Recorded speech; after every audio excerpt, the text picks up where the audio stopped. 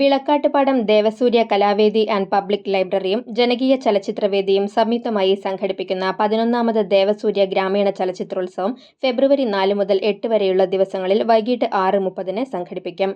30 ഹ്രസ്വചിത്രങ്ങളും 5 ഡോക്യുമെന്ററികളും 10 രാജ്യാന്തര സിനിമകളുമാണ് 2 വേദികളിലായി പ്രദർശിപ്പിക്കുക. ഫെബ്രുവരി 4-ന് നടരാജൻ പട്ടാമ്പി സംവിധാനം ചെയ്ത ഇടങ്ങൾ എന്ന സിനിമയുടെ ആദ്യ പ്രദർശനവും തുടർന്നുള്ള ദിവസങ്ങളിൽ തടവ്, the colour of paradise, Victoria, A pan Indian story എന്നീ സിനിമകളുടെ പ്രദർശനവും നടക്കും. പാവറട്ടി ഗ്രാമപഞ്ചായത്ത് പ്രസിഡന്റ് ആൻഡോ ലിജോ ഉദ്ഘാടനം നിർവഹിക്കും. John Abraham life time award ചലച്ചിത്ര പ്രവർത്തകൻ പൂനം റഹീമിന് ചാവക്കാട് ഫാസ്റ്റ് ട്രാക്ക് കോടതി പ്രോസിക്യൂട്ടർ അഡ്വക്കേറ്റ് സിജു മുട്ടത്ത് സമ്മാനിക്കും. സമാപന യോഗത്തിൽ ഗുരുവായൂർ നഗരസഭാ ചെയർപേഴ്സൺ സുനിത അരവിന്ദൻ അധ്യക്ഷത വഹിക്കും. സിനി ആർട്ടിസ്റ്റ് ശിവജി ഗുരുവായൂർ ഉദ്ഘാടനവും പുരസ്കാര വിതരണവും നിർവഹിക്കും. വിവിധ മേഖലകളിൽ കഴിവ് തെളിയിച്ചവർക്കുള്ള സ്നേഹാദരവും ചലച്ചിത്ര പ്രവർത്തകരുമായുള്ള സംവാദവും ഋത്വിക് ഘട്ടക് അനുസ്മരണവും മേളയുടെ ഭാഗമായി നടക്കും.